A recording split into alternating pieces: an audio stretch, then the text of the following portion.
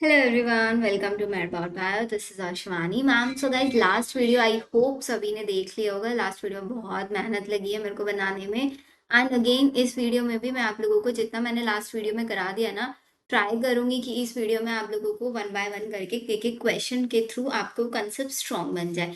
तो हम सबसे पहले स्टार्ट करते हैं ऑर्गेनिज्म एंड पॉपुलेशन चैप्टर से.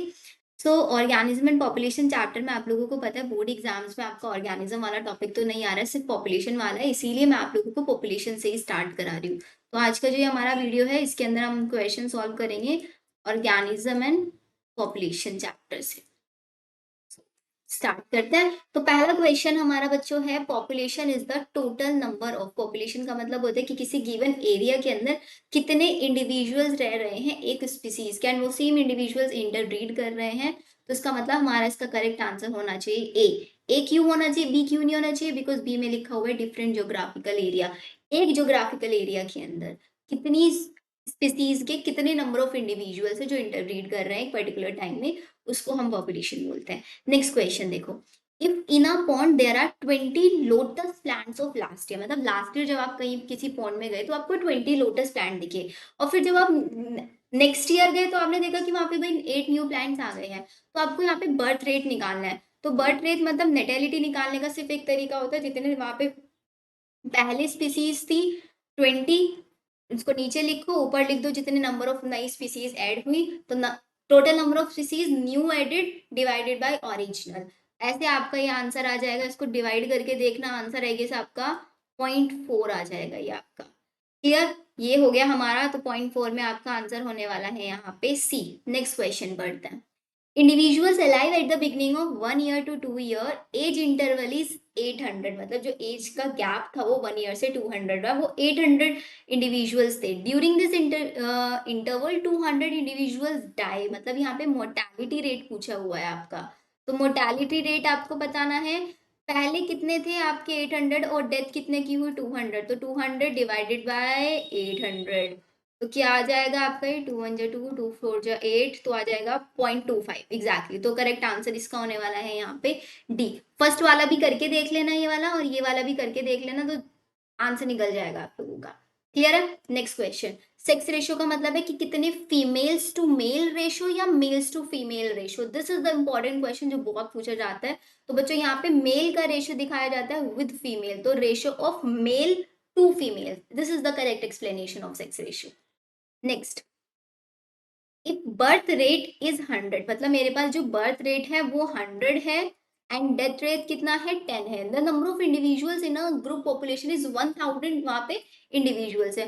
What will be the percentage of natural growth rate? आपको निकालना है कि एग्जैक्टली वहां पे ग्रोथ कितना हुआ. तो सबसे पहले आप निकाल लो यहाँ पे बी माइनस डी. बी क्या है मेरे पास 100 माइनस 10, कितने हैं मेरे पास, मतलब वहां पे 90 इंडिविजुअल्स हैं जो एड ऑन हुए हैं किसमें 1000 इंडिविजुअल्स में. अब मेरे को परसेंटेज निकालना है, तो 90 डिवाइडेड बाई टोटल कितने हैं मेरे पास 1000 इंटू 100. कैलकुलेट कर लेना इसको. कैलकुलेट करके क्या आगे, कैलकुलेशन में नहीं करना डायरेक्ट 9%. तो कितना इजी क्वेश्चन है. नेक्स्ट क्वेश्चन देखो, if the age distribution is plotted for a population the resulting structure is called age. अगर आपने एज का डिस्ट्रीब्यूशन निकाला, एक प्लॉट पे एज का डिस्ट्रीब्यूशन लिखा है, तो उसको हम क्या बोलेंगे एग्जैक्टली? हम एज पिरामिड बोलते हैं उसको, जैसे इकोलॉजिकल पिरामिड्स हम लोगों ने पढ़े थे. Next, ecological age group of population are. Ecological age group में हम pre reproductive, reproductive and post reproductive तीन फेजेस लेते थे, 1 2 एंड 3. तो इसका मतलब मेरा करेक्ट आंसर क्या होने वाला है, ए होगा या नहीं होगा? एग्जैक्टली ए हमारा करेक्ट आंसर होगा. Next, the age structure of population represent. किसी भी पॉपुलेशन का अगर मैं एज स्ट्रक्चर बता रही हूँ तो कैसे हम एज स्ट्रक्चर उसका बताएंगे. ऑप्शंस देखते हैं. Relative number of individual at each age, मतलब हर एक एज में कितने नंबर ऑफ इंडिविजुअल्स वहां पे हैं, या फिर नंबर ऑफ न्यू बॉर्न, ये तो हमारा नेटेलिटी रेट हो जाएगा. Number of individuals reaching puberty every year, मतलब ईच ईयर कितने नंबर ऑफ इंडिविजुअल्स है जो प्यूबर्टी मतलब रिप्रोडक्टिव फेज में आ रहे हैं, या फिर हम डेथ रेट के अकॉर्डिंग बताएंगे. तो क्या होना चाहिए करेक्ट, एग्जैक्टली ए होना चाहिए. हर एक एज, अगर एज स्ट्रक्चर बनाना है तो हर एक एज के कितने नंबर ऑफ इंडिविजुअल्स वहां पे प्रेजेंट है. क्लियर? आई गेस 7 क्वेश्चंस में किसी को कोई डाउट नहीं होगा. ये सारे के सारे हम लोगों ने प्रीवियस वीडियो में एक्सप्लेन किए हैं कंसेप्ट. नेक्स्ट देखो, age structure of a population, किसी भी पॉपुलेशन का एज स्ट्रक्चर इन्फ्लुएंस करता है पॉपुलेशन की ग्रोथ को। कोई भी आपका एज स्ट्रक्चर हमने बना दिया है, एज स्ट्रक्चर मैंने आपको 3 टाइप के बताए थे, एक डिक्लाइनिंग, एक स्टेबल और एक एक्सपेंडिंग वाला। तो वो क्या करता है, age structure of a population influence करता है पॉपुलेशन ग्रोथ को, इन्फ्लुएंस करता है। क्यों? Because different age groups have different reproductive capabilities, ये भी सही है। Different age groups have same reproductive, क्या अलग अलग जो एज पिरामिड्स बनाए थे उन सब के अंदर रिप्रोडक्टिव इंडिविजुअल सेम थे? सेम नहीं थे ना। मोर यंग इंडिविजुअल्स इंडिकेट करते हैं डिक्रीजिंग पॉपुलेशन। इंडिविजुअल्स ज्यादा, हम उसमें 3 ग्राफ थे, एक्सपेंडिंग, डिक्लाइनिंग और एक स्टेबल। तो जो एक्सपेंडिंग वाला था, एक्सपेंडिंग वाले ग्राफ के अंदर क्या होता है, जो इंडिविजुअल्स हमारे रिप्रोडक्टिव फेज में होते हैं वो ज्यादा होते हैं नहीं होते ज्यादा, तो वही पॉपुलेशन ग्रोथ को इन्फ्लुएंस करेगा। कौन सी एज स्ट्रक्चर? जो रिप्रोडक्टिव कैपेबिलिटीज में जिनका ज्यादा है। तो different age groups have different reproductive capabilities. तो करेक्ट आंसर हमारा यहाँ पे ए होने वाला है। Next question, under normal condition positive growth और rapid increase in the population is indicated bye.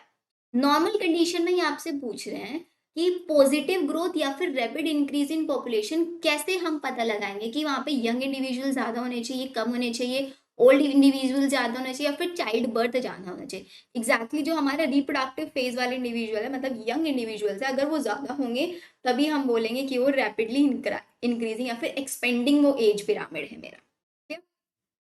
The age pyramid with broad base, जिसका broad base होगा वो हमें क्या बताता है, high percentage of young individual या फिर लो परसेंटेज या हाई परसेंटेज। कौन सा करेक्ट आंसर है? ऑब्वियसली ब्रॉड बेस है अगर हमारे पिरामिड का, तो इसका मतलब वो हमारा है high percentage of young individual. जैसे कि नीचे वाले क्वेश्चन में हम लोगों को पिरामिड भी बना के दिया है, 2019 में आया हुआ है क्वेश्चन है।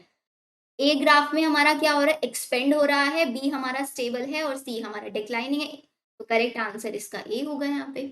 देखो, सबसे ब्रॉड बेस है प्री रिप्रोडक्टिव, मतलब यंग इंडिविजुअल्स बहुत ज्यादा होंगे किसमें, ब्रॉड में, एक्सपेंडिंग वाले एज पिरामिड के अंदर। Clear? In a growth population of a country, एक ग्रोइंग पॉपुलेशन किसी भी कंट्री की ग्रोइंग पॉपुलेशन कब मानी जाएगी, जब उसके रिप्रोडक्टिव और प्री रिप्रोडक्टिव इंडिविजुअल हायर होंगे। तो अब देखते हैं यहाँ पे reproductive and pre reproductive individuals are equal in number या फिर reproductive less than the post reproductive. Reproductive वाले लेस होने चाहिए as compared to the post, नहीं। प्री रिप्रोडक्टिव इंडिविजुअल्स मोर होने चाहिए, reproductive exactly. Pre reproductive individuals are less than the reproductive individual. तो कौन बताएगा इसका करेक्ट आंसर क्या होना चाहिए? एग्जैक्टली जो हमारे प्री रिप्रोडक्टिव इंडिविजुअल्स है वो ज्यादा होने चाहिए एज कंपेयर टू रिप्रोडक्टिव, तभी तो हमारा जो ग्राफ है वो एक्सपेंडिंग बनेगा। ठीक है, जैसे कि अभी ऊपर वाले ग्राफ में हमने देखा भी था, है ना, प्री रिप्रोडक्टिव वाले इंडिविजुअल ज्यादा थे, तो इसी को ही हम बोलेंगे कि ये हमारी ग्रोइंग पॉपुलेशन है किसी भी कंट्री का। बेल शेप कर्व कहाँ पे आता है, जब हमारा स्टेबल होता है। Number of pre reproductive and reproductive is almost equal होते हैं, पोस्ट रिप्रोडक्टिव इंडिविजुअल एग्जैक्टली यही होने वाला है इसका। तो आगे भी बढ़ लेता है, post reproductive individuals are comparatively post, हाँ कम होंगे एग्जैक्टली। पॉपुलेशन साइज कांस्टेंट, इसका मतलब यहाँ पे डी होगा, ए नहीं, क्योंकि सारे के सारे सही है। ये बहुत मिस्टेक है जो जनरली मैं करती हूँ, क्वेश्चन पढ़ लेती हूँ, पहला लगा कि हाँ ये तो सही है, उसी को टिक कर दिया। लेकिन ऐसी गलती आप लोगों को नहीं करनी है, सारे ऑप्शंस पढ़ने हैं अच्छे से, उसके बाद पिक करना है। Next, zero growth of population is indicated bye, मतलब किसी भी पॉपुलेशन के अंदर ग्रोथ नहीं होगी, वो मेरे को क्या पता चलेगा कि वहां पे यंग इंडिविजुअल और पॉपुलेशन वाले इंडिविजुअल बहुत ही ज्यादा कम है। Less number of child birth, less number of reproductive females, या फिर reproductive individuals are equal to pre reproductive, reproductive और प्री रिप्रोडक्टिव दोनों इक्वल हो, या फिर less number of males than females. कब जीरो पॉपुलेशन हो सकती है हमारी, जीरो ग्रोथ इन पॉपुलेशन? जब हमारे रिप्रोडक्टिव और प्री रिप्रोडक्टिव दोनों के दोनों इक्वल हो जाएं, तो उस केस में हमारी जो ग्रोथ कर्व है वो नहीं बढ़ेगा। कौन सा केस होगा? जब रिप्रोडक्टिव इंडिविजुअल्स इक्वल हो जाएंगे प्री रिप्रोडक्टिव इंडिविजुअल्स के। क्लियर? याद रखनी है इस लाइन को। चलते हैं नेक्स्ट क्वेश्चंस पे।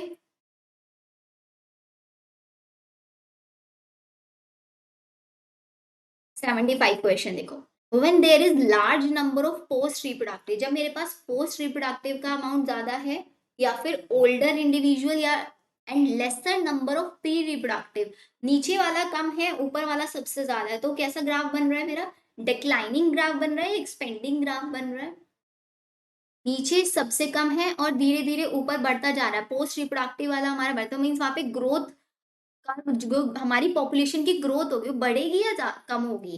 एग्जैक्टली डिक्लाइन होगी वहां पे, बिकॉज वहां पे पोस्ट रिप्रोडक्टिव वाले ज्यादा बोल रहे हैं ना, ये है तो डिक्लाइनिंग होगा। एक्सपेंडिंग में आपका रिप्रोडक्टिव ज्यादा होना, मतलब प्री रिप्रोडक्टिव ज्यादा होना चाहिए, फिर reproductive and then post. Population size is more technically called, population size को हम क्या बोलते हैं? पॉपुलेशन डेंसिटी बोलते हैं। PD is equals to N by L, जो मैंने आप लोगों को लिखवाया अभी था। Next, in some cases population density is measured in terms of biomass rather than in terms of number। बहुत जगह पे हम पॉपुलेशन डेंसिटी को उसके बायोमास की, किसी एरिया के अंदर कितने अमाउंट का बायोमास है, रेट ऑफ बायोमास के टर्म्स में भी देखते हैं, नंबर्स में ना देख के। तो कौन सा होता है आपका, देखते हैं। It is more meaningful measure when the consider organism very greatly in size, मतलब जो ऑर्गेनिज्म का नंबर है वो बहुत ज्यादा अमाउंट में इंक्रीज या डिक्रीज, मतलब वेरिएशन बहुत ज्यादा आते हैं, तब हम बायोमास के अमाउंट में देख सकते हैं। It is more convenient when population is huge and counting is impossible और वेरी टाइम कंज्यूमिंग। दोनों केसेस में हम पॉपुलेशन डेंसिटी को बायोमास की टर्म्स में मेजर कर सकते हैं। It is relatively constant, no constant measure नहीं होता है, तो इसका मतलब मेरा आंसर होना चाहिए ए और बी। तो पॉपुलेशन डेंसिटी को बायोमास के टर्म से मेजर कब करेंगे? जब पॉपुलेशन को काउंट करना इम्पॉसिबल हो जाए, बहुत ज्यादा ह्यूज अमाउंट हो, वेरिएशन बहुत ज्यादा देखने के लिए मिले मेरे को, उस केस में। ठीक है, एक नया पॉइंट हमें यहाँ से सीखने के लिए मिला है। Which of the following is not an example of using relative density to measure population density in a certain area? कौन सा इसमें से एक सर्टेन अच्छा एग्जाम्पल नहीं? Counting pug marks of tigers to find population density of tiger in a forest. मतलब आप एक फॉरेस्ट जंगल में गए, आपने क्या किया, जो टाइगर्स के पैरों के निशान है ना, आप उससे पता लगा रहे हो कि यहाँ पे कितने टाइगर्स की पॉपुलेशन होगी। इसमें से कौन सा एक सही तरीका नहीं है, एग्जाम्पल नहीं है मेजर करने का? Counting the number of fishes, number of fishes आप काउंट कर रहे, catch in a trap to find population, मतलब एक लेक में गए, आप वहां पे फिशेज को कैच कर रहे हो, फिशिंग कर रहे हो, तो वहां पे जितनी आप फिशेज ट्रैप कर पा रहे हो, आप मान रहे हो कि उतनी ही फिशेज उस लेक के अंदर होंगी। Measuring biomass of biological culture to find out population density of bacteria in petri dish. Exactly, petri dish में बैक्टीरिया के कल्चर में कर सकते हैं। तो इसका मतलब यहाँ पे पॉपुलेशन डेंसिटी वाला कौन सा नहीं होना चाहिए? अकॉर्डिंग टू मी ए और सी नहीं होना चाहिए, क्योंकि बैक्टीरिया आप एक पेट्री डिश के अंदर मिलियंस ऑफ पाए जाएंगे, लेकिन आपके एरिया के अंदर तो उससे भी ज्यादा हो सकता है ना। जो पेट्री डिश के अंदर आप मेजर करोगे तो सिर्फ पेट्री डिश के अंदर ही पता लगेगा, पूरे इन्वायरमेंट में नहीं पता लगा पाओगे आप लोग। तो करेक्ट आंसर क्या होना चाहिए इसका? ऑब्वियसली डी होना चाहिए। फिशेस का हम लेक में पता लगा सकते, क्योंकि जितनी लेक के अंदर फिशेस होगी उतनी हम वहां पे ट्रैप कर पाएंगे। चलो नेक्स्ट आता है। For which of the following cases population density can be easily measured by utilizing non-biological parameters? इनमें से कौन सा ऐसा केस है पॉपुलेशन डेंसिटी जिसको हम इजीली मेजर कर सकते हैं नॉन बायोलॉजिकल पैरामीटर्स को ध्यान में रखते हुए? फिश की डेंसिटी, या फिर density of bacteria in a culture plate, Siberian cranes in Bharat Nagpur wetland, या फिर टाइगर सेंसस? कौन सा एक पैरामीटर है पॉपुलेशन डेंसिटी को इजीली मेजर करने का? वो सबसे बेस्ट जो यूज किया जाता है वो है tiger sensor. Tiger census, census का मतलब होता है पॉपुलेशन काउंटिंग, काउंटिंग के लिए जब टर्म यूज करते हैं वो सेंसस टर्म यूज करते हैं। तो नॉन बायोलॉजिकल पैरामीटर हमारा टाइगर सेंसस है यहाँ। पॉपुलेशन ऑफ एनी स्पीसीज, किसी भी स्पीसीज की पॉपुलेशन स्टेटिक फेनोमेनन है या फिर डायनेमिक फेनोमेनन? पॉपुलेशन तो एग्जैक्टली वेरी करेगा ना हमारा, तो ये तो डायनेमिक हो गया, स्टेटिक तो कभी भी नहीं हो सकती population. Population density of a population in a given habitat during a given period fluctuate करता है due to the change in natality, mortality से भी फ्लक्चुएट करेगा, माइग्रेशन, इमिग्रेशन सबसे करेगा, ऑल ऑफ दिस। नेटेलिटी का मतलब होता है कितने number of individuals living the no, birth rate को हम नेटेलिटी बोलते हैं। So the correct answer is B. Next, biologist studied the population of rat in a band. इन्होंने क्या किया, एक रैट की पॉपुलेशन को स्टडी कर रहे हैं। He found that average natality, मतलब बर्थ रेट जो था वो मेरा 250 था वहां पे, और मोर्टेलिटी मतलब डेथ रेट था 240, इमिग्रेशन आई है 20, ई है कितना मेरे पास 30। नेट इंक्रीज इन पॉपुलेशन निकालना है, कितना इंक्रीज होगा पॉपुलेशन को निकालने के लिए, बी प्लस आई कर देते हैं, माइनस टी प्लस ई, ये फॉर्मूला लगा के निकाल देना इसको, कैलकुलेट करके आप लोग कमेंट सेक्शन में मेरे को बताओगे इसका आंसर। फॉर्मूला मैंने आप लोगों को बता दिया। नी 2013 में आया हुआ क्वेश्चन है, देखो कितना इजी क्वेश्चन आया हुआ है ये। नेक्स्ट, ये इस टाइप के क्वेश्चन बच्चों बोर्ड एग्जाम्स में भी आ जाते हैं। नेटेलिटी मतलब पॉजिटिव, मोर्टेलिटी मतलब नेगेटिव, माइग्रेशन मतलब पॉजिटिव, इमिग्रेशन मतलब नेगेटिव। बताओ सही बताया नहीं लिखा मैंने? एग्जैक्टली सही लिखा है। पॉजिटिव तो ए होगा मेरा इंक्रीज, और बी होगा इंक्रीज, सी और डी दोनों डिक्रीज डिक्रीज, तो करेक्ट आंसर इज सी। बहुत ज्यादा इजी क्वेश्चन है यहाँ पे, आई गेस इतने इजी ही क्वेश्चन आते हैं, फिर पता नहीं बच्चों के मार्क्स क्यों नहीं आते हैं। ए इंक्रीज हो रहा है पॉपुलेशन डेंसिटी एंड बी की वजह से डिक्रीज हो रहा है, ऑब्वियसली ए नेटेलिटी होगा, बी मोर्टेलिटी होगा। तो A can be mortality which bring positive change, mortality नहीं। A can be migration which bring negative change in population density, equal exactly. And B, अच्छा बी कैन बी माइग्रेशन, तो इसका answer हमारी values हो, ये can never be equal. हाँ, ए और B की वैल्यू इक्वल नहीं हो सकती है, आई डोंट थिंक इक्वल हो सकती है। Hmm, A increase the population density, exactly B decrease in population. A and B का हमारा इक्वल हो सकता है, मतलब 10 ही इंडिविजुअल्स हमारे, हाँ 10 इंडिविजुअल्स का बर्थ हुआ, 10 इंडिविजुअल्स की डेथ हो गई, तो पॉपुलेशन डेंसिटी तो वहां पे कांस्टेंट ही हो गई। हाँ एग्जैक्टली, तो इसका मतलब मेरा सी होना चाहिए यहाँ पे। और बी में लिखा है B can be migration bring negative change in population density, negative change exactly लेके आता है। तो मेरा बी और सी ये होना चाहिए। ए में गलत लिखा हुआ है क्योंकि mortality positive change negative change लेके आता है, डिक्रीज कराता है पॉपुलेशन डेंसिटी को। नेक्स्ट, ये तो मैंने आप लोगों को डायरेक्टली फॉर्मूला याद करवाया था, N T plus one and N T B plus I minus D plus E, तो correct answer is your B. B होगा ना करेक्ट आंसर बच्चों? सही है, सही है, सही है, सही है। Next question, under normal conditions a and b are the most important factors, most important factors है exactly influencing population density, and c and d assuming important only under special condition। तो most important तो natality and mortality होता है, तो natality and mortality किस में दिया हुआ है? c में ही दिया हुआ है, तो हमारा करेक्ट आंसर भी यही होना चाहिए फिर। Ratio between natality and mortality is called, natality और मोर्टेलिटी के बीच में अगर मैं रेशियो निकालती हूँ उसको हम बोलते हैं वाइटल इंडेक्स। इसको लिख लेना formula, vital index is equal to natality divided by mortality, vital index is equal to natality divided by mortality. Who state that human population grow geometrically, किसने ये बोला था कि जो ह्यूमन पॉपुलेशन है वो ज्योमेट्रिकली ग्रो करती है? मीन लॉजिस्टिक और एक्सपोनेंशियल ग्रोथ कर्व्स वाली बात करें तो हमारे साइंटिस्ट थे माल्थस साइंटिस्ट, जिन्होंने ये चीज को स्टेट किया था, एक्सपोनेंशियल और लॉजिस्टिक ग्रोथ कर्व्स को। क्लियर? तो हम लोगों ने इतने क्वेश्चंस कर लिए, अब हम चलते हैं नेक्स्ट क्वेश्चंस पे। नेक्स्ट देखो क्वेश्चन में क्या है, geometric representation of age structure, geometric representation of age structure. I guess आप लोगों को दिख रहा है ना जो मैं क्वेश्चन दिखा रही हूँ, दिखना तो चाहिए। दिख रहा होगा, चलो clearly. Geometric representation of age structure is a characteristics of, geometric अगर आपने एज की स्ट्रक्चर को ज्योमेट्रिकली रिप्रेजेंट किया तो किसका कैरेक्टरिस्टिक्स बताएगा? आपके पॉपुलेशन बताएगा कि पॉपुलेशन के अंदर कितने रिप्रोडक्टिव कितने पोस्ट रिप्रोडक्टिव, ये सारी चीजें प्रेजेंट है। एज स्ट्रक्चर किसका कैरेक्टरिस्टिक्स है? एक पॉपुलेशन का।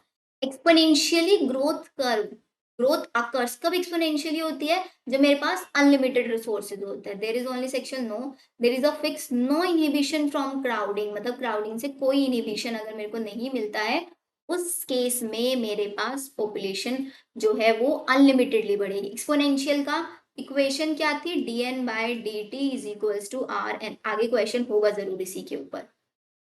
92 क्वेश्चन देखो, बी रिप्रेजेंट करता है birth rate, exactly D death rate, D N represent करता है डिक्रीज और increase in population size, then exponential growth का D N by D T, and R की वैल्यू होते हैं R is equals to B minus D. ये फॉर्मूला लगा लेना, तो आर है ना, ये होगा हमारा करेक्ट आंसर बी।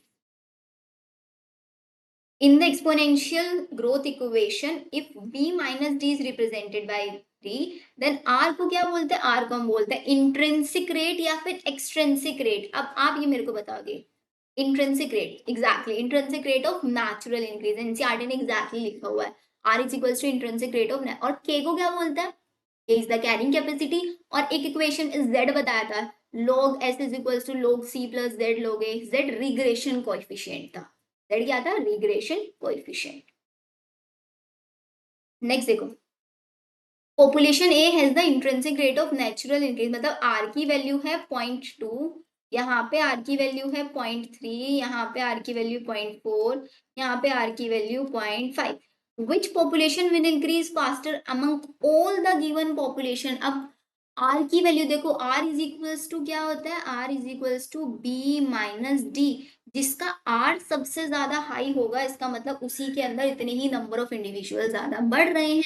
तो आर सबसे ज्यादा हाई किसका है, 0.2 बड़ा है या फिर 0.5 बड़ा है, पॉइंट बताएगा मेरे को, एग्जैक्टली 0.5 बड़ा है। तो करेक्ट आंसर क्या होने वाला है हमारा, डी होने वाला है, डी पॉपुलेशन है जो सबसे फास्टेस्ट ग्रो करेगी in terms of population.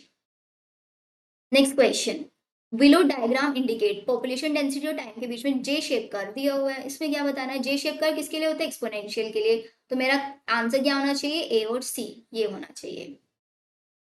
Next चलते हैं, next question, no population of any species in nature has at its disposal a resources to permit exponential, limited unlimited resources मिलेंगे तो exponential होगा, तो ये तो unlimited होना चाहिए, this lead to competition between individual for this lead to competition between limited resources, eventually the C individual will survive and reproduce, जो fit होंगे सिर्फ वही हमारे survive कर पाएंगे। no population of any species in nature has at its disposal unlimited resources to permit करते हैं exponential growth, ये सही है। this leads to competition between individual, अब अनलिमिटेड रिसोर्स से कंपटीशन होगा लिमिटेड रिसोर्सेज के लिए, इसका मतलब हमारे जो फिट इंडिविजुअल्स होंगे सिर्फ वही सरवाइव कर पाएंगे, तो इसका मतलब मेरा करेक्ट आंसर क्या मिल रहा है मेरे को, यहाँ पे सी करेक्ट आंसर मिल रहा है। Next, carrying capacity is the capacity of, क्या होता है कैरिंग कैपेसिटी, हमारा इज द कैपेसिटी ऑफ किसी भी हैबिटेट का कि उसके पास इतने ही certain amount of resources present है, भाई आपको इन्हीं को यूज करना है चाहे आप जैसे मर्जी यूज करो। तो कैरिंग कैपेसिटी मतलब habitat that has resources to certain number of individual, मतलब कुछ ही अमाउंट ऑफ इंडिविजुअल्स के लिए कुछ रिसोर्सेज हैं। Population to reproduce and cooperate, no population to reproduce individuals, exactly A ही हमारा आंसर होने वाला है। 98 लॉजिस्टिक का dn by dt rn is equals to kn by k, this is the correct answer. Logistic growth curve occur when resources are limited, no resistance from increasing population, से कोई resistance नहीं मिलता, unlimited food, unlimited food तो नहीं होता, fixed carrying capacity होता है, all of the fixed carrying capacity होगा हमारा। Which of the following is true regarding exponential growth, exponential growth के लिए कौन सा यहाँ पे सही है, no population can grow exponentially, exactly कोई भी पॉपुलेशन एक्सपोनेंशियली ग्रो नहीं कर सकती, बिकॉज हमें पता है कि हमारे पास रिसोर्सेज अनलिमिटेड नहीं है, लेकिन उन्होंने एक्सपोनेंशियल में अनलिमिटेड उनको कंसीडर किया है। Exponential growth slow down as the population near its log phase, exponential जब लॉग फेज होता है तो वहाँ पे स्लो डाउन नहीं होता, वहाँ पे कॉन्स्टेंटली बढ़ता रहता है, अकॉर्डिंग में ए होना चाहिए, बट आगे देखते हैं, bacterial colonies have been observed to maintain exponential growth always, bacterial colonies has been observed to maintain exponential growth नहीं दिखाती है हमेशा वो, exponential growth is a commonly observed in large slow growing species, ए ही इसका correct answer होने वाला है। Next question देखो, अब ये क्वेश्चन बहुत इंपॉर्टेंट आ गया, के तो मेरे को पता है यहाँ पे कैरिंग कैपेसिटी है, तो सबसे पहले हमारे यहाँ पे धीरे धीरे फेज बढ़ रहा है, तो ये मेरे पास लेग फेज है, फिर बी फेज होगा मेरा लोग फेज, एंड फिर ये जाके स्टेशनरी हो गया, तो सी स्टेशनरी, तो सी क्या है मेरे पास यहाँ पे, सी होगा लेग फेज, देखते हैं सी लेग यहाँ पे दिया हुआ है, बी मेरा लोग है, और ए है मेरा पास स्टेशनरी फेज, तो मेरा करेक्ट आंसर होने वाला है यहाँ पे सी। आई होप यहाँ तक सारे क्वेश्चन सबको समझ में आए होंगे। अब चलते हैं हम आगे,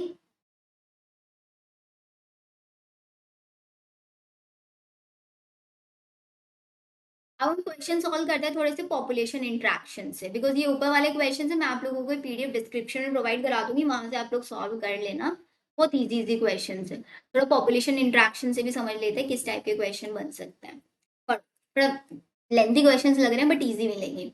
even a plant species which make it's own food can not survive alone. तो एक भी प्लांट स्पीसीज जो अपना फूड खुद बनाती है वो भी अकेले सर्वाइव नहीं कर सकती, उसको भी सॉयल माइक्रो ऑर्गेनिजम्स की जरूरत पड़ती है जो उसको नाइट्रोजन फिक्सेशन करता है टू ब्रेक डाउन द कौन सा organic matter in soil and return the this for absorption. मतलब ऑर्गेनिक मैटर को सॉइल में लेके आते हैं and return the inorganic nutrients for absorption, inorganic nutrients को एब्जॉर्ब कराते हैं।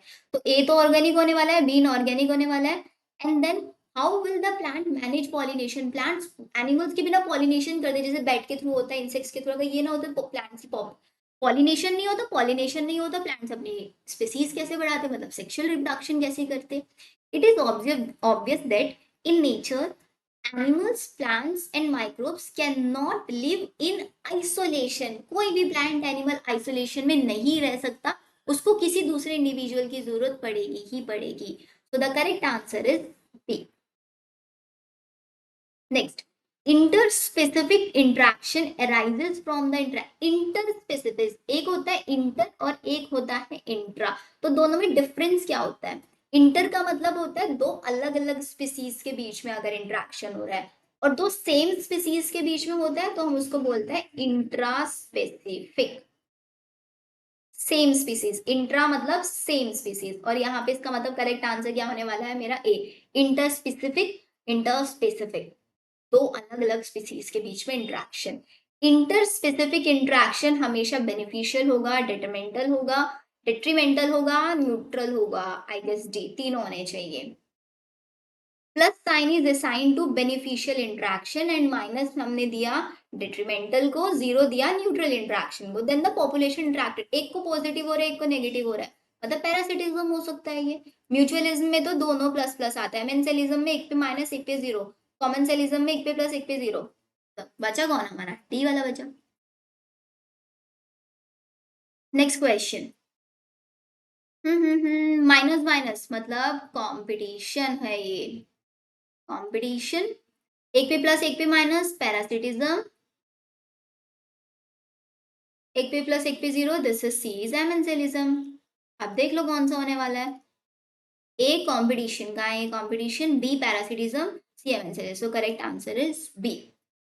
The population interaction in which free living organism that catch, kill and devour individuals of other species called prey is called predation। predation में ही तो होता है predator prey को खाता है, predator का रोल पड़ता है और prey का डिफेंस मैकेनिज्म पड़ता है इस टॉपिक में।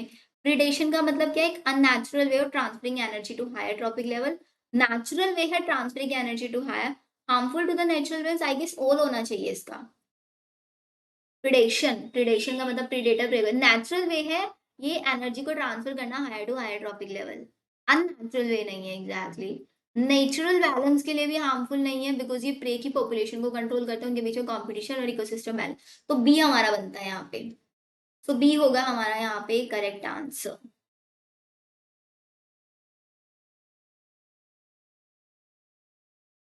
Next question.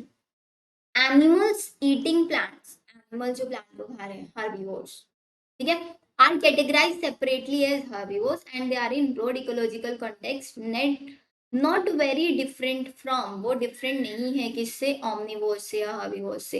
ए तो herbivore होने वाला है, राइट or नॉट? हाँ, ए herbivore होने वाला है, not very different from predator, exactly।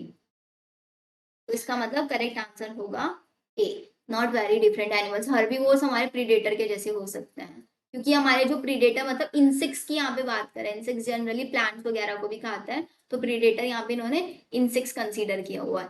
Exotic species किसको बोलेंगे? एलियन स्पीसीज को बोलते हैं, नहीं बोलते बाहर से आई हुई स्पीसीज, एलियन स्पीसीज, या फिर बाहर से कोई इंट्रोड्यूस किया गया non indigenous species, non native, सारे ही हैं। तो इसका मतलब डी होने वाला है हमारा करेक्ट आंसर। एक्सोटिक स्पीसीज कभी कभी इन्वेसिव भी हो जाती है एंड स्टार्ट स्प्रेडिंग पेस्ट। कभी भी एक्सोटिक स्पीसीज किसी भी एरिया के अंदर कब इन्वेसिव होगी? एक केस में इन्वेसिव हो जब उसको रोकने वाला कोई नहीं है, बिकॉज ऑफ नेचुरल प्रीडेटर या फिर abundant natural competition, invaded land not having its natural predator, because उस एरिया का, जैसे कि एग्जाम्पल था इसका पार्थीनियम ग्रास का, पार्थीनियम ग्रास व्हीट के साथ एक्सपोर्ट होके आ गया था यूएसए से इंडिया के अंदर, उसका तब वहां पे हमारे पास प्रीडेटर नहीं था, इसलिए बहुत ज्यादा फैला था, उसने बहुत ज्यादा हे फीवर और पॉलन एलर्जी वगैरह किया था। So the correct answer is C. Next, prickly pear cactus become unusually abundant after its introduction is Australia. prickly pear जो cactus था बहुत ज्यादा अमाउंट में फैल गया था ऑस्ट्रेलिया के अंदर. क्यों बहुत ज्यादा अमाउंट में फैल गया था? क्योंकि इसका अगेन वही कोई प्रीडेटर नहीं था. prickly pear cactus एक एक्सोटिक स्पीसीज था. Can be brought in under control by using. prickly pear को खाने वाला प्रीडेटर कोई पकड़ के ले आओ तो इसका कंट्रोल हो जाएगा. तो पिकली पेयर कैक्टस को कैक्टस फीडिंग प्रेडेटर लेके आना पड़ा था हम लोगों को. ये भी बहुत इजी इजी से क्वेश्चंस है. तो इन भी क्वेश्चंस को बच्चों सबके सब क्वेश्चंस को ना एक बार पढ़ जरूर लेना. देखो जैसे कि ये वाला क्वेश्चन पढ़ो 124 मोनार्क बटरफ्लाई वाला डिस्टेस्टफुल वाला मैंने आपको समझाया था. Are highly distasteful to predator. क्यों डिस्टेस्टफुल होता है? क्योंकि जब अपनी कैटरपिलर स्टेज में होता है ना तभी एक पॉइजनस वीड को खा लेता है. अगली look no special chemical present in his body. Poison secreted by एक स्पेशल केमिकल होता है इनकी बॉडी के अंदर जिसकी वजह से ये इनका टेस्ट बेकार हो जाता है. क्लियर यहाँ तक? You can never see any cattle और ग्रोथ. हाँ exactly this is also again question. Calotropis को खाते हुए कभी भी कैटल को क्यों नहीं देखा गया? बिकॉज कैलोट्रोपिस ने क्या किया? प्री डिफेंस मैकेनिज्म यूज किया अपने आप को कैटल से बचाने के लिए. अपने अंदर एक केमिकल सब्सटेंस सिक्रीट कर लिया जो था cardiac glycoside. Production of cardiac glycoside poisonous substance poisonous chemical इसने अपने अंदर प्रोड्यूस करा लिया था. क्लियर? बहुत इजी इजी क्वेश्चन है बच्चों यहाँ पे. नेक्स्ट दिखाती हूँ आप लोगों को.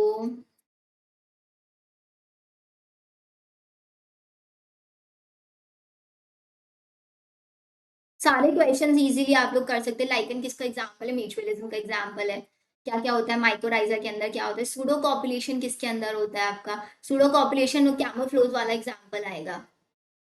अपना अपने आप को थोड़ा चेंज कर लेता है. किस वे में चेंज करता है? सो दैट वहां पे वो जो मेल बी है उसको अट्रैक्ट कर पाए अपने पास.